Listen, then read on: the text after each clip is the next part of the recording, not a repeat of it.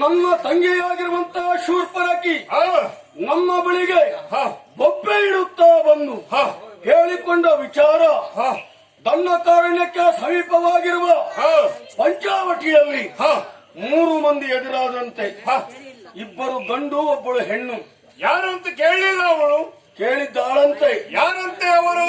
ನನ್ನ ತಂಗಿ ನರಮಾಂಸವನ್ನು ಭಕ್ಷಿಸಬೇಕು ಎನ್ನುವ ಕಾರಣಕ್ಕಾಗಿ ಅವಳ ಹತ್ತಿರ ಹೋದ್ರಂತೆ. ಹೋದಾಗ ಅವರ್ಯಾರು? ಯಾರದು? ದಶರಥ ಸುತನಾಗಿರುವ ರಾಮ ಹಾಗೂ ಅವರ ತಮ್ಮ ಲಕ್ಷ್ಮಣ.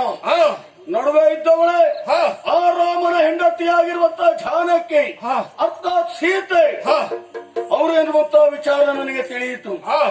ನನ್ನ ತಂಗಿಯನ್ನು ಮೂಗು ಕೊಯ್ದು ಇಡೀ ಲಂಕೆಯ ನನ್ನ ಸಭೆ ಎದುರುಗಡೆಯಲ್ಲಿ ನನ್ನ ಮೂಗನ್ನು ಕೊಯ್ಯುವಂತ ವ್ಯವಹಾರವನ್ನ ಆ ರಾಮ ಮಾಡಿದ್ದಾನೆ ಅಂತ ಆದರೆ ಈ ವಿಷಯದಲ್ಲಿ ನಾವು ಸುಮ್ಮನಿಲಿಕ್ಕುಂಟ ಹೇಳು.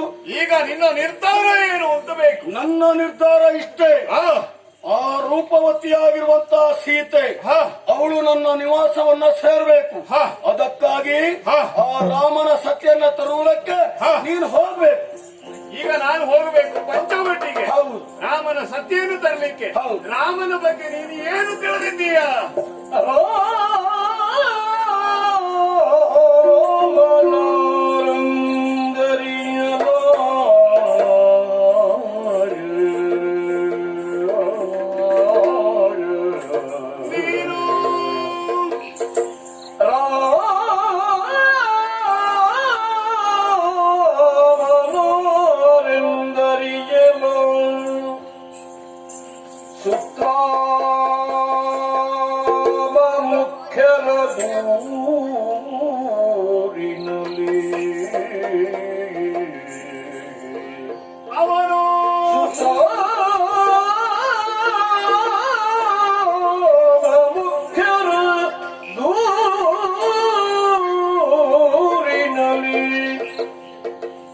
ಬಳಿಕಿ ಮಹಿ ಭಾರಕರ ಭಂಗಿಸಲು ಅವನು ಬಳಿಕಿ ಮಹಿ ಭಾರಕರ ಭಂಗಿಸಲೆಂದು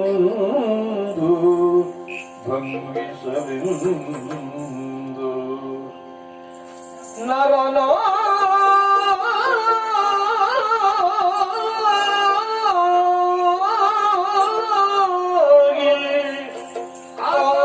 ಮಧುದ್ವಿಷನವ ಅವತರಿಸಿದನು.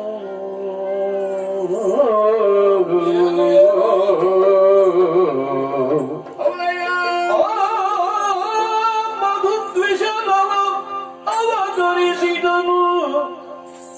ನೀ ಮರುಳೆಲ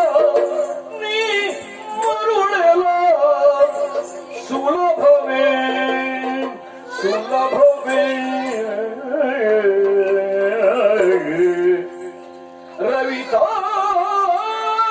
ರವಿತಾಮಸಿಗೆ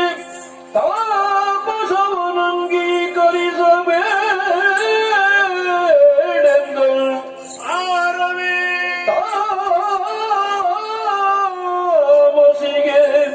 ತಾಮಸವ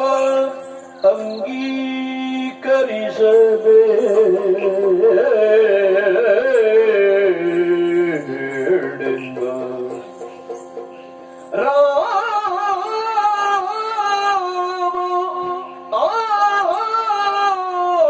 ರಾಮರೆಂದರಿಯಲ ಸುಧಾಮ ಮುಖ್ಯರದು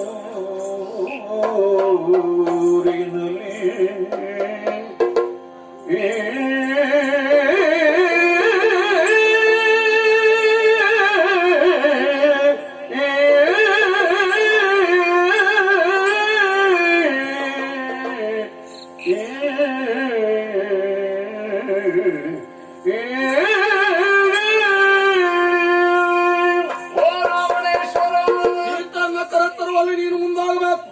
ರಾಮಣೇಶ್ವರ, ನನ್ನ ಮಾತನ್ನು ನೀನು ಸ್ವಲ್ಪ ಕೇಳಬೇಕು. ಏನದು?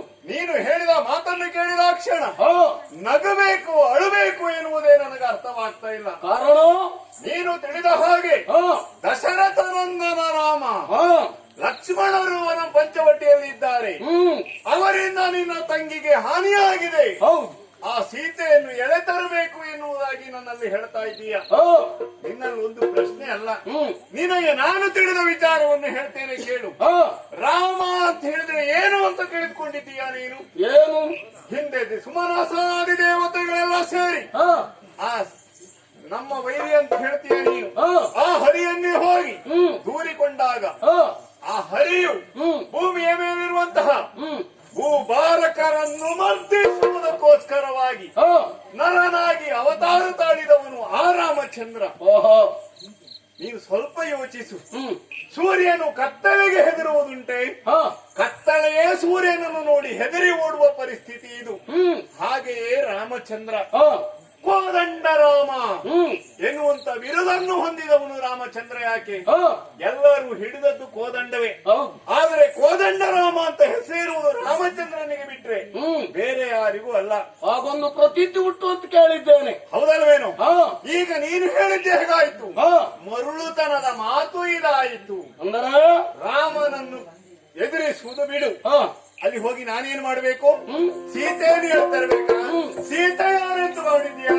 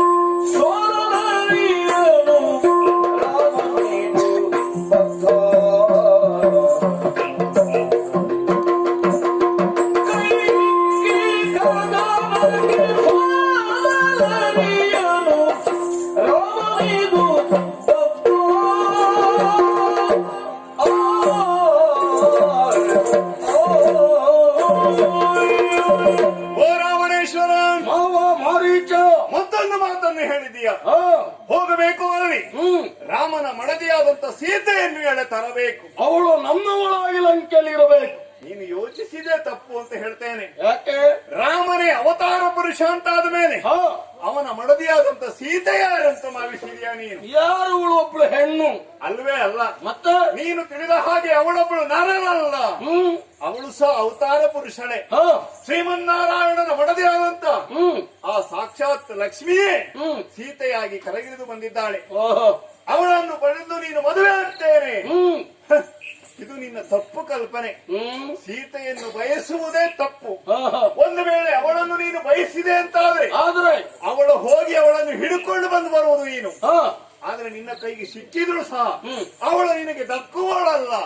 ಅಷ್ಟೇ ಅಲ್ಲ, ರಾಮಚಂದ್ರನೊಡನೆ ಕದನವನ್ನು ಮಾಡಿದೆ ಅಂತಾದ್ರೆ ಬಿಡು. ನೀವು ಇಲ್ಲಿಯವರೆಗೆ ಕೇಳಿರಬಹುದು, ನಮ್ಮವರೇ ಆದಂತವರು ಅದೆಷ್ಟೋ ದಾನವರನ್ನೆಲ್ಲ ಕ್ಷಣ ಮಾತ್ರದಲ್ಲಿ ಇಲ್ಲ ಅಂತ ಮಾಡಿದವನು ಆ ರಾಮಚಂದ್ರ. ನೀನು ಅವನ ದಂಡಕಾರಣ್ಯದಲ್ಲಿ ಹೌದು ನಮ್ಮ ವರ್ಗದವರೇ ಕೆಲವರನ್ನೆಲ್ಲ ಕೊಂದಿದ್ದಾನೆ. ಕರದೂಷಣರನ್ನು ಕೊಂದವನು ಕೇಳಲಿಲ್ಲ ನೀನು? ದೂರದ ವರ್ತಮಾನ ಉಂಟು ನನಗೆ. ಹೌದಲ್ಲ? ಅಂತ ಸಾಮರ್ಥ್ಯವಂತನಾದಂತ ರಾಮನನ್ನು ನೀನು ಎಲ್ಲಾದ್ರೂ ಎದುರಿಸಿದೆ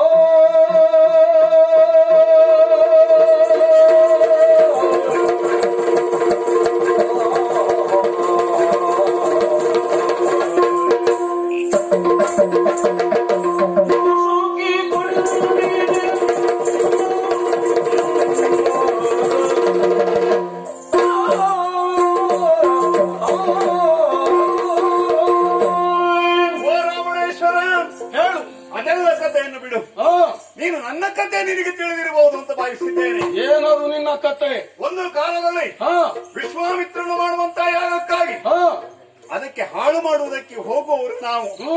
ಮಾರೀಚ ಸುಬಾಹು ಎನ್ನುವುದಾಗಿ ಹಾ ಹೋದಂತ ಸಂದರ್ಭದಲ್ಲಿ ಹ್ಮ್ ಅವಾಗಿನ್ನು ಚಿಕ್ಕ ಪ್ರಾಯದವರವರು, ಹ್ಮ್ ಏನು ಹೆಚ್ಚಿಗೆ ವಯಸ್ಸಾದವರಲ್ಲ, ಹಾ 7-8 ವಯಸ್ಸಿನಲ್ಲಿರುವಂತವರವರು. ಅಂದ್ರೆ ಎಳವರಯದಲ್ಲಿದ್ರು ಅಂತ ಆಯ್ತು. ನಾವು ಎಣಿಸಿದ್ದೇನು ಹಾ ಅವರು ಬಾಲಕರು ಎನ್ನುವ ಉದ್ದೇಶದಿಂದ ಹ್ಮ್ ಯಜ್ಞವನ್ನು ಹಾಳು ಮಾಡ್ಲಿಕ್ಕೆ ಹೋದ್ವಿ ಅಲ್ವಾ. ಹಾ ಹೋದಂತ ಸಂದರ್ಭದಲ್ಲಿ ಹ್ಮ್ ಅವನನ್ನು ಕೊಂದ. ಹ್ಮ್ ನನ್ನನ್ನು ಏನ್ ಮಾಡಿದ್ದಾನೆ ಹೇಳು? ಹ್ಮ್ ಕೇವಲ ಒಂದು ಬಾಣದಿಂದ ಹಾ 7 ಸಮುದ್ರದಿಂದ ಆಚೆಗೆ ಬಿಸಾಡಿದವನು ರಾಮಚಂದ್ರ. ಓಹೋ ಅವನ ಬಾಣದ ಪೆಟ್ಟು ಬಿದ್ದ ಮೇಲೆ ನನಗೆ ಗೊತ್ತಾಗಿದ್ದು ಅವನ ಯೋಗ್ಯತೆ ಏನೆನ್ನುವುದಾಗಿ. ಹ್ಮ್ ಹ್ಮ್ ಈಗ ನೀನು ಮಾಡ್ತಾ ಇದ್ದೀಯೇನು? ಹ್ಮ್ ಕೇವಲ ಸೀತೆ, ನಿನ್ನ ತಂಗಿ ಮಾತನ್ನು ಕೇಳಿ ಹ್ಮ್ ಸೀತೆಯನ್ನು ನೆಪವಾಗಿಟ್ಟು ಹಾ ಇವರೆಲ್ಲ ನನ್ನವರು. ಹಾ ಹಿಂದೆ ಈ ಲಂಕೆ ಹೇಗಿತ್ತು? ಹ್ಮ್ ಕೇವಲ ಒಂದು ಬರಿದಾದ ಲಂಕೆ. ಹ್ಮ್ ಕುಬೇರನ ಆಳ್ವಿಕೆ ಇಲ್ಲಿತ್ತು. ಹಾ ಅದನ್ನು ಅವನಿಂದ ಬಡಿದು ಕಸಿದು ಸ್ವರ್ಣ ಲಂಕೆಯಾಗಿ ಮೆರೆಸಿದವನು ನೀನು. ಅಲ್ವಾ? ಅಂತ ಕೀರ್ತಿಯನ್ನು ಹೊತ್ತವನು ನೀನು. ಹ್ಮ್ ಕೇವಲ ಸೀತೆಯ ನೆಪದಿಂದ ಹಾ ಇವರನ್ನೆಲ್ಲ ಸಾಯಿಸಬೇಕು ಎನ್ನುವ ಉದ್ದೇಶ ನಿನ್ನದ. ಹ್ಮ್ ಈ ಮರುನಾಟಿಕೆಯನ್ನು ಬಿಡು. ಹ್ಮ್ ರಾಮನಿಗೊಂದು ಇದುಂಟು. ಏನು? ಅವ ಒಂದು ವೇಳೆ ಬಾಣವನ್ನು ತೊಟ್ಟ ಅಂತಾದ್ರೆ ಹಾ ಅದು ದಂಡಿಸದೆ ಹಿಂತಿರುಗಿ ಬರುವ ಬಾಣ ಅಲ್ಲ. ಹ್ಮ್ ಅಂತ ಅವನ ಇಂದ ಹಾ ನಮ್ಮ ಈ ರಕ್ಕಸ ವಂಶವನ್ನು ಹಾಳು ಮಾಡಬೇಡ. ಸೀತೆಯ ಆಸೆಯನ್ನು ಬಿಡು.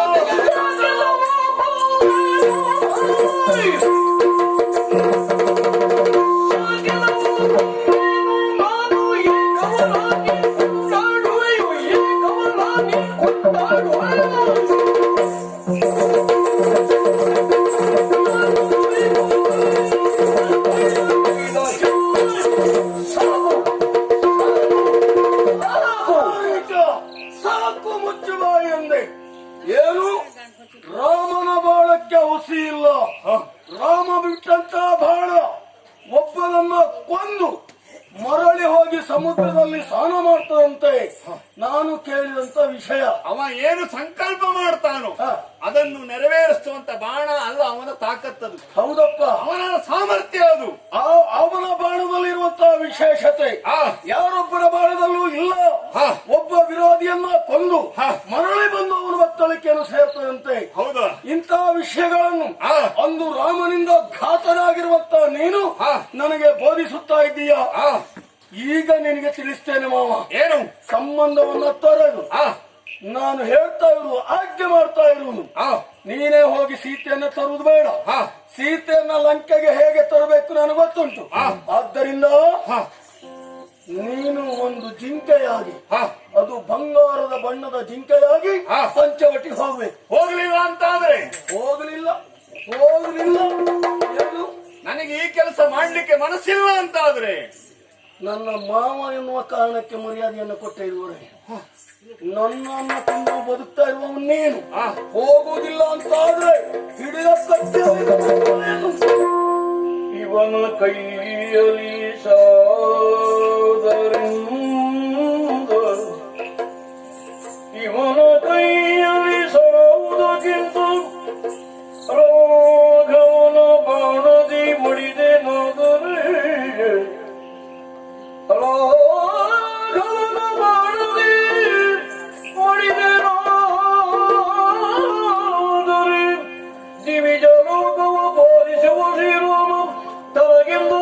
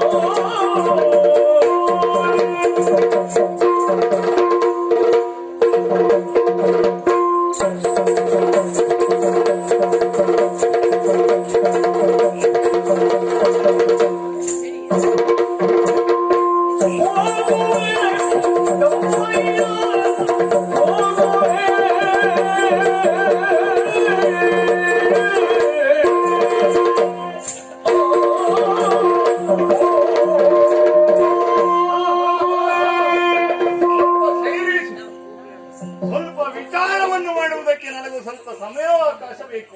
ನಾನು ಹೇಳಿದ ಹಾಗೆ ನಡ್ಕೊಳ್ಳುವುದಿಲ್ಲ ಅಂತಾದರೆ ಹಾಳು ಹಾ ಕೋಪಗೊಳ್ಳಬೇಡ ನೀನು. ನಾನು ಸ್ವಲ್ಪ ಯೋಚಿಸಿ ಮಾತಾಡ್ತೇನೆ. ಹೌದಾ? ಯೋಚನೆ ಮಾಡು. ಸೀತೆಯನ್ನು ತರುವುದು ಹೇಗೆ ಯೋಚನೆ ಮಾಡು. ಹೌದಲ್ಲ? ಹಾ ಇವ ಹೇಗೆ ಹೇಳ್ತಾ ಇದ್ದಾನೆ, ದುಷ್ಟರಲ್ಲಿ ದುಷ್ಟ ಇವ. ರಾಮನ ಬಾಣದ ಪೆಟ್ಟು ತಿಂದ ಮೇಲೆ ನನಗೆ ಗೊತ್ತಾಗಿದ್ದು ರಾಮನ ಯೋಗ್ಯತೆ ಏನು ಎನ್ನುವುದಾಗಿ.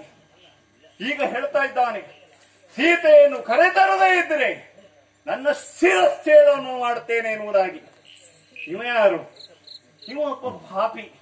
ಇವನ ಕೈಯಲ್ಲಿ ನಾನು ಹತನಾದ್ರೆ ನನಗಿನ್ನು ಎಷ್ಟು ವರ್ಷಗಳ ಕಾಲ ನರಕದಲ್ಲಿ ಕಾಲ ಕಳೆಯಬೇಕಾದೀತು. ಹಾಗಂತ ರಾಮನ ಬಾಣಕ್ಕೆ ನನ್ನ ಶರೀರವನ್ನು ಒಡ್ಡಿದೆ ಅಂತಾದ್ರೆ ನನಗೆ ಮೋಕ್ಷವೇ ಅಲ್ವೇ? ಇವನ ಕೈಯಲ್ಲಿ ಸಾಯುವುದಲ್ಲ, ಸೀತೆ ತರುವುದು ಬಿಡುವುದು ಆಮೇಲಿನ ಪ್ರಶ್ನೆ. ಹಾಗಂತ ನನ್ನ ತನುವನ್ನು ರಾಮನಿಗೊಪ್ಪಿಸಬೇಕು. ಮಾಡಿಸ್ತೇನೆ, ಯೋಚಿಸಿದೆ, ಹೋಗ್ತೇನೆ. ಹಾಗಂತ ಹೀಗೆ ನಾನು ಹೋಗುವುದು ಹೌದು, ಬಂಗಾರದ ಜಿಂಕೆಯಾಗಿ ಹೋಗ್ತೇನೆ, ಬಂಗಾರದ ಬಣ್ಣದ ಜಿಂಕೆಯಾಗಿ. ಆದ್ರೆ ನೀನು ಹೀಗೆ ಬರುವುದಾ? ನೀನು ಅಷ್ಟು ಮಾಡಿದ್ರೆ ಸೀತೆಯನ್ನು ಹೇಗೆ ತರಬೇಕು ಪಂಚಾವಟಿಯಿಂದ ಆಲೋಚನೆ ಮಾಡ್ತಾರೆ. ಹೀಗೆ ನಾನು ಹೋಗುವುದಿಲ್ಲ ಅಂತಾದ್ರೆ ಮತ್ತೆ ಹೇಗೆ? ನೀನು ಹೀಗೆ ಹೋಗುವುದಲ್ಲ, ಹೋಗುವ ರೀತಿ ಹೇಗೆ ಗೊತ್ತುಂಟಾ?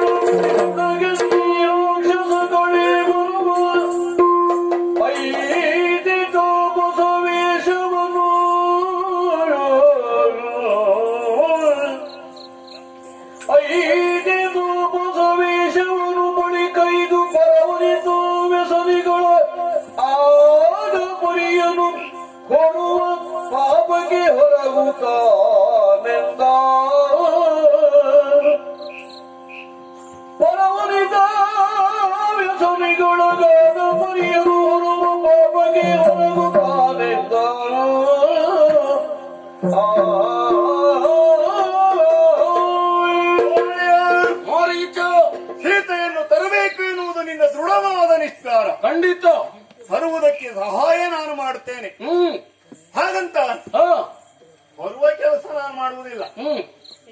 ಜಿಂಕೆಯಾಗಿ ಇರುವಂತ ಸಂದರ್ಭ, ನೀನು ಜಿಂಕೆಯಾಗಿ ಆ ಪ್ರದೇಶದಲ್ಲಿ ಹತ್ತಿ ನಿಂತ ಅಲಿದಾಡ್ತಾ ಇರಬೇಕು. ಅಂದ್ರೆ ಉದ್ದೇಶ ಸೀತೆಯಿಂದ ರಾಮ ಲಕ್ಷ್ಮಣನನ್ನು ಬೇರ್ಪಡಿಸಬೇಕು.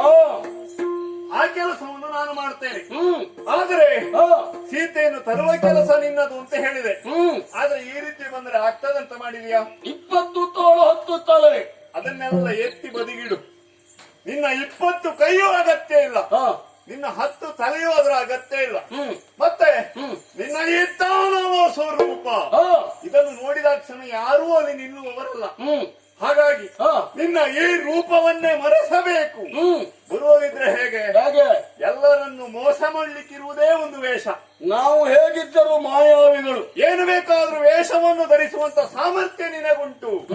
ಹಾಗಂತ ನೀನ್ ಏನ್ ಮಾಡ್ಬೇಕು ಗೊತ್ತುಂಟ? ಏನು? ಈ ದಾನವ ಸ್ವರೂಪವನ್ನು ಬದಿಗಿಡಬೇಕು.